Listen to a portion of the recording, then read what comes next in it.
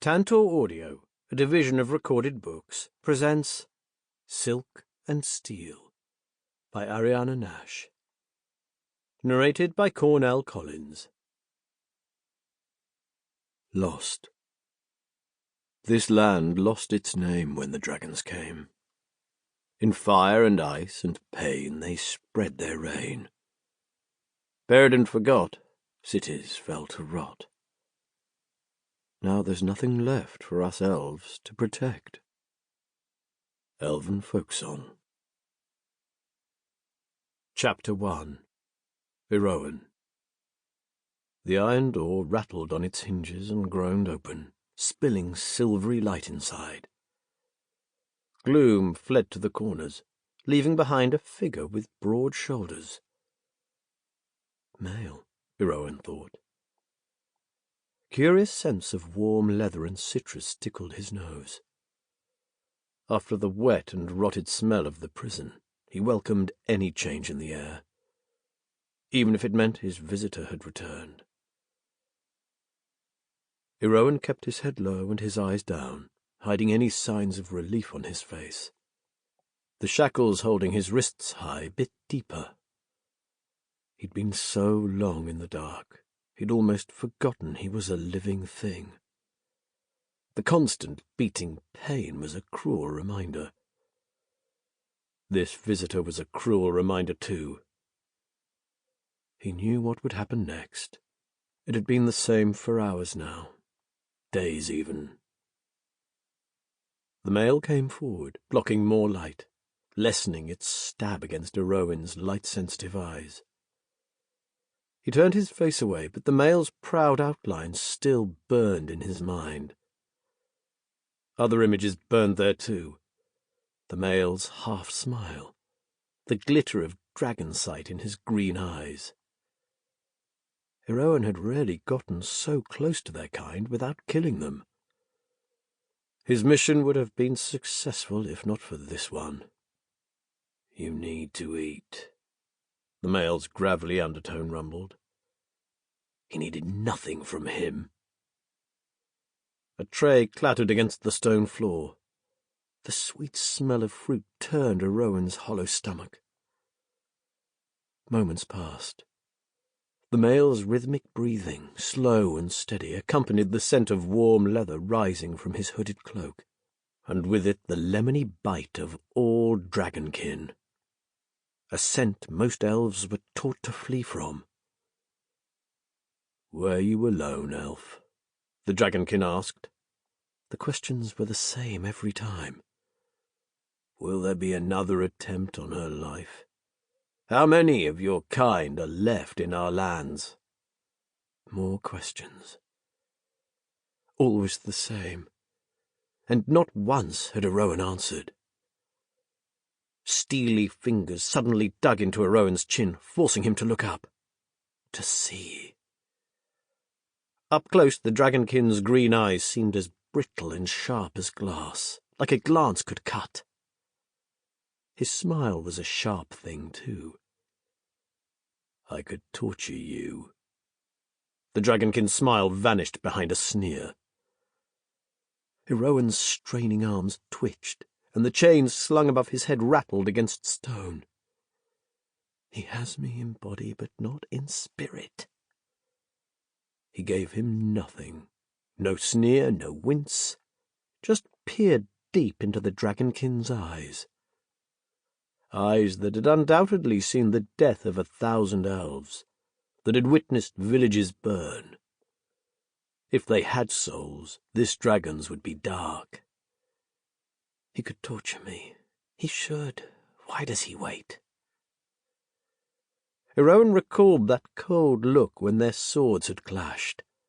He'd cut through countless tower guards, severing them from their life strings as easily as snipping at thread. But not this one. This one had refused to fall. This dragonkin had fought with a passion not found in the others, as though their battle were a personal one. Either he truly loved the queen he protected, or he was a creature full of fiery hate that scorched whatever he touched.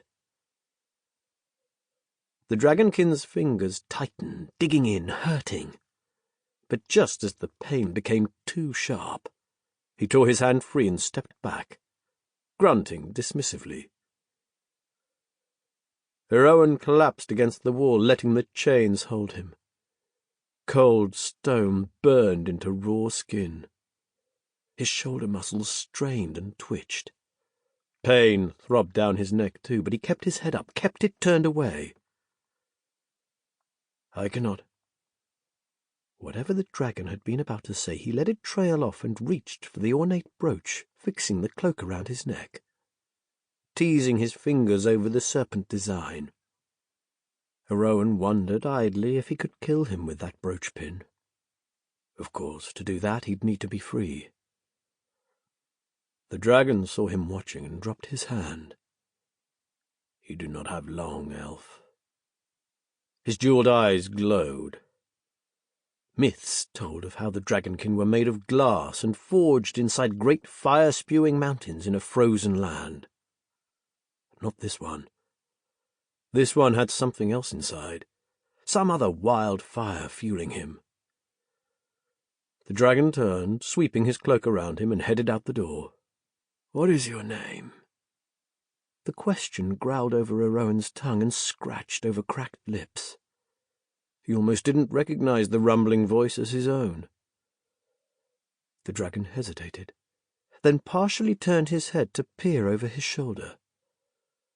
The fire was gone from his eyes, and something else lurked there now, some softer weakness that belied everything Eroan had seen. His cheeks fluttered, an inner war raging. The answer would have a cost, Eroan realized. He shouldn't have asked. He let his head drop, tired of holding it up, of holding himself up. Tiredness ate at his body and bones. The shivers started up again, rattling the chains and weakening his defiance. The dragonkin was right. He did not have long. My name is Lysander. The door slammed, the lock clunked, and Eroan was plunged into darkness. Chapter 2. He gave me a name. But more than that, he'd given Eroan thoughts to cling to in the dark. Lysander. He knew of him. All elven kind knew of the prince. But this prince was not the pride of the crown. That fell to the queen's other son. It seemed unusual that Lysander would be the one to visit, and not someone more familiar with torture. That was assuming princes did not often visit the tower dungeons, although for all Eroan knew of dragons and their inner ways, perhaps torturing elves was Lysander's duty. Over and over Eroan's thoughts tumbled in the dark. Better to think on the riddle of Lysander instead of the shame his own failure had brought upon the Order. By now, his name was a dead thing. His survival unimportant. Only striking a blow to the heart of the crown had mattered, and he'd failed. They had all failed. Should he somehow escape, he would still be dead to his own kind. Until the mission was done. Pain beat through his jaw from grinding his teeth. Pain had long ago stolen any feeling in his arms, chained high enough that he could not rest without pulling open raw wounds. All he knew was pain, so that even the smallest of movements turned to wrenching agony. When the door groaned open and the prince came again, Eroan's body had grown heavier, like this stone prison was swallowing him, making him a part of its walls. He lifted his head, fighting the dull, thumping heat beating down his neck. Muscles shuddered, rattling his chains. This time the prince crouched in the middle of the chamber and set the food tray down beside him. That same citrus and leathery scent had followed him inside. Eroan breathed it in, letting it cool his throat and sink deeper into his lungs. After breathing in the stench of his own making, he welcomed the swirl of fresh air. The questions would begin now. Questions about his people, their forces, on and on. But the prince held his tongue, and a quiet settled. Dressed in a tan jerkin and similar trousers, all laced at the seams with silvery thread, the prince likely believed he was hiding his lineage behind drab clothing. But his pedigree was in every stitch, in the shine of his well-worn boots, in the neat braid running the length of his dark hair, tied off with a band threaded with an emerald and pearl. The prince picked something green and hard from the tray's selection of food and offered it to Eroan. Even if Eroan were to surrender and take his gift, the chains meant he couldn't reach for it. The prince didn't seem inclined to bring it any closer and had no intention of freeing him, so Eroan ignored the food, and him. The prince drew in a breath, bit down on the morsel with a loud crunch, and swallowed noisily. It's good. Hunger gnawed at Eroan's insides, twisting them into knots. In the fog choking his thoughts, he tried to recall the last time he'd eaten, before his pride of elves had left for the tower. They'd camped on the border with the burned forest and shared stone-roasted rabbit. His mouth watered at the memory. Eroan licked his cracked lips. You should keep your strength up. You'll need it. The words, curiously kind, drew Eroan's gaze. The prince's jewelled gaze wandered downward, roaming over Eroan's chest, where it lingered a moment before flicking back to his face. You're making things much worse. Worse? How could it be worse? Cycles of planning, lives lost in the pursuit of the information that had gotten him through the palace walls.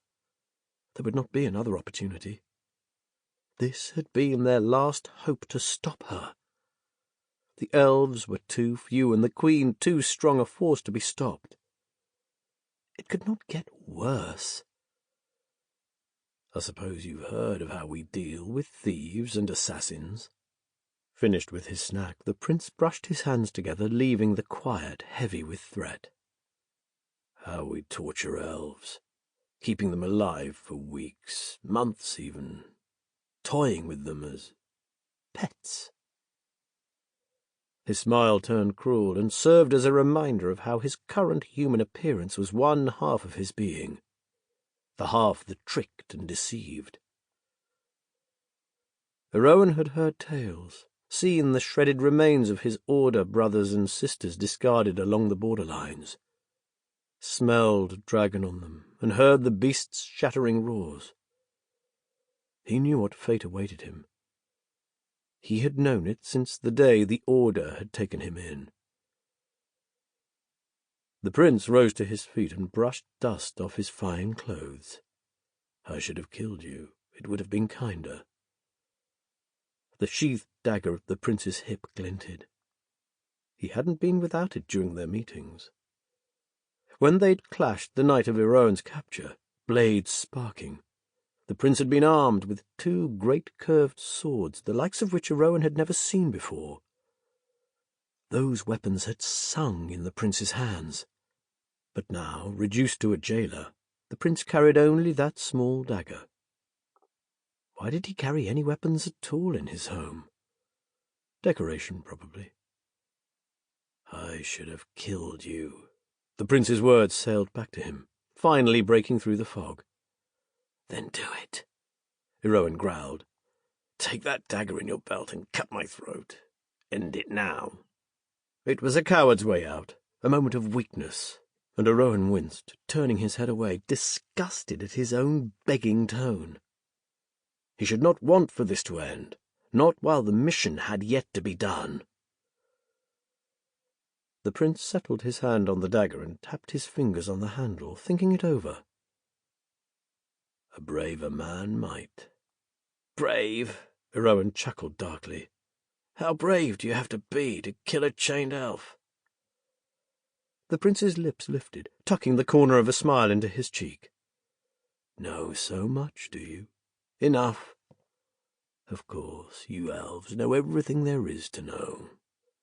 Butchers, you call us. Beasts." He flicked his wrist, adding a flourish. "You're right, but you are not so innocent." He kicked the tray toward Eroan, spilling fruit and bread across the floor. "Eat or don't, it's of little concern to me." The prince left and slammed the door behind him with enough force to shake free a cloud of dust. Where slits of light crept between the seals, the prince's shadow lingered. He hadn't asked his questions, Eroan realized. He'd come with food and nothing else. What game was this? "Why do you come here?" Eroan whispered, eyeing that closed door, examining every rusted bolt, every gnarled hinge, in the foolish hope that the closed door wouldn't be the last thing he saw. The shadows beneath moved and vanished, and Eroan was alone once more. A fitful sleep wrapped him in jagged thorns and squeezed, jolting him awake to the agony of needles scattering across sore muscles. He blinked into the gloom and tried to remember what it felt like to feel the sun on his face. Just a little light.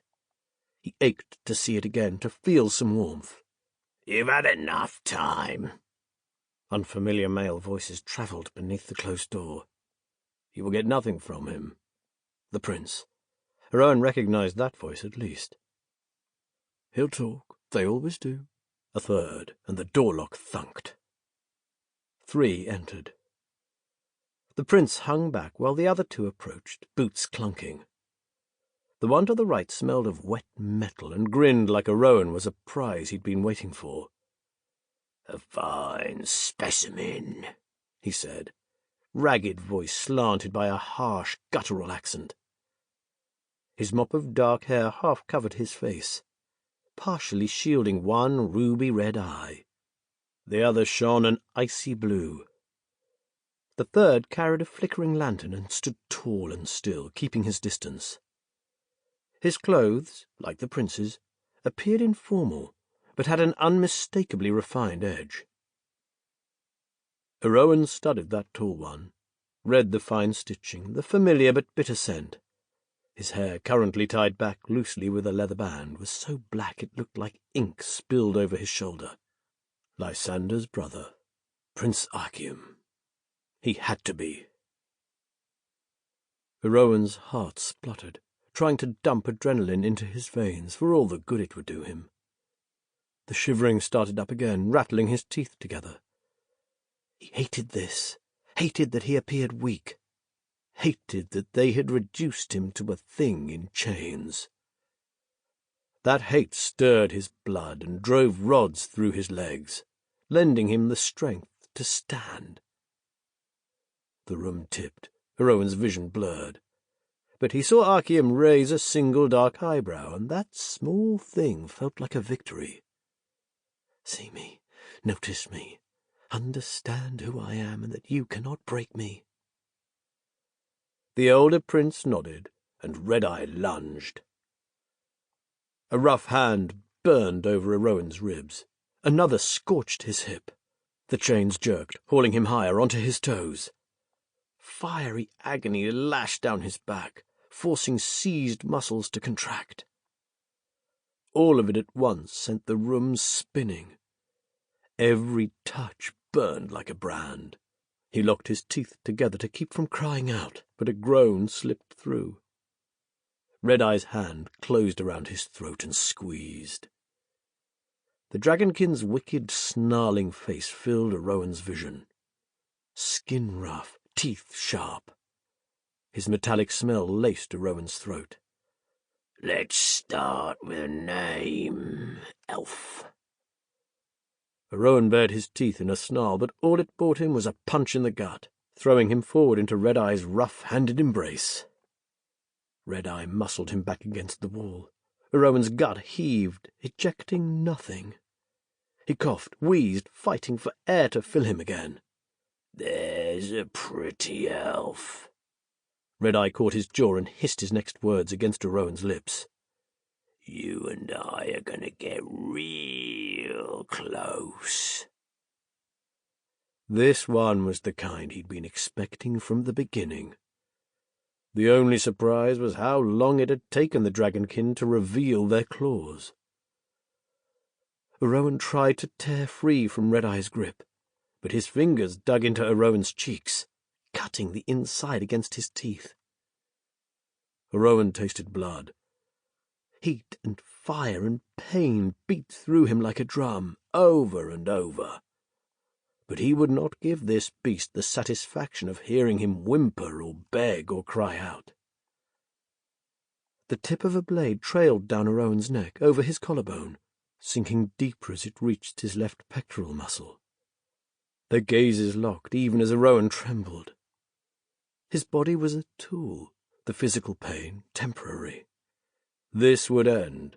Red-Eye could cut him. It changed nothing. They could never take his spirit. A name, Red-Eye purred, his breath dank with stale mead. There's no harm in giving us your name, now is there? The blade tip burned its way through Eroan's skin, sinking in. Blood trickled, cooling as it dripped. He felt it all, but his stare continued to drill into Red-Eye's. Wicked glee sparkled in the dragon's mismatched eyes. This was the beginning, the beast's gaze promised, and the journey would be a long one. Eroan bared his teeth in a spiteful grin. He won't get it. Prince Lysander's voice broke through the madness. The prince watched from his position near the wall by the door behind Red-Eye, his gaze shallow and bored. He'd rather die just for a name. Lysander picked at a nail. Red-Eye chuckled. The sound of that laugh crawled beneath Eroan's skin and lit a flutter of fear. He'll die when I allow it. Leave, Prince, if you do not have the stomach for it. Lysander sighed and pushed off the wall. Do what you will. This foolishness is a waste of my time. He waved a hand, dismissing them all, and left through the open door. Eroan skipped his gaze to Akim. The older brother regarded Lysander's departure carefully, until he was out of sight, then turned his attention once more to Red-Eye. The older prince had an iron coldness about him, as though he wore unseen armor, like nothing could touch him. Nothing had in all the decades he'd been alive, and nothing likely would. Strength bled from Eroan, a drip at a time. "Inform me when you've made progress," Akim said. "And Lysander?" Red-Eye asked, pulling back to admire the rivulets of blood running down Eroan's chest. "He won't be coming here again." Akim set his lamp down, left the chamber, and closed the door. The lock clunked like the fall of an executioner's axe. Orange lantern light danced over Red-Eye, making shadows crawl across his face. His smile was a hungry, lurid thing, like the beast it belonged to. "You'll tell me your name, elf, if I have to cut it from your lips." He ran his tongue across his teeth, and slowly, carefully, pushed his blade between Eroan's ribs. Chapter 3. Lysander. "He knows nothing," Lysander said. "Their assassins never do. He's a tool." "It," his mother corrected. "They are objects, nothing more." Lysander gave her a blank look, one he'd mastered long ago. She returned with a glare, which must have taken effort while the males of her harem licked and suckled their way along her body. She lay propped on her side among a bed of silks and satin, while the males writhed around her, tending to her in almost every way. Had Lysander not been present, they'd be fucking her in every crevice and hole they could find. If the prince stayed too long, his presence wouldn't be enough to deter them. That was his dear mother's spell, one that didn't work on him. Not that it mattered. She had many ways to fuck him over without using her body. "It knows nothing," she added. "The elf will be dead soon enough. Let us talk of more pressing matters. Our alliance with the bronze needs addressing. His promises are all air and whispers. I need commitment if I am to have his armies under me." Lysander's mother trailed off as she noticed his gaze had wandered. "You like that one?" she asked, nodding at the male pressed against her back, sucking at her neck. Warning embers flashed in her dark eyes. Silently cursing his own foolishness, Lysander looked up, anywhere but at her, at them. "No, mother, No." She sat up, peeling her harem off her one by one. Doe-eyed and amiable, they fell away, sexed up and drunk on her scent. She rose gracefully from the bed, stunning in her nakedness, draped in a dark lace gown. Smooth black hair poured over her shoulders and tumbled over her milk-white breasts. On the bed, her puddle of males fell upon one another, tongues licking, hands stroking. He knew his mother's games well enough by now to know she had summoned him here precisely because this display would get under his skin. Lysander's heart galloped. The situation was rapidly unravelling, and she had hold of his strings. She strode toward him like a storm poured into female form. As dragon, she was a monstrous force. As queen, she was worshipped, admired, loved by all.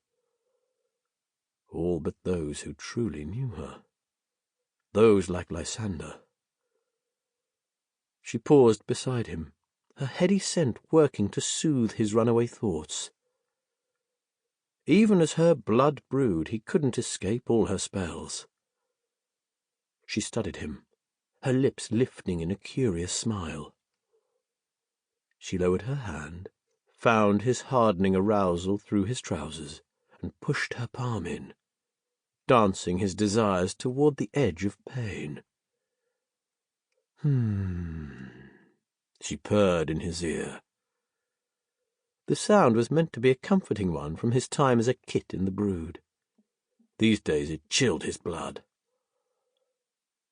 Fighting it did nothing. Fighting her did nothing. A heady mix of fear and lust swirled through his thoughts, turning them inside out. The more he feared the result of his own desires, the more those desires strummed through him. He wanted to back away, to flee this room, flee her.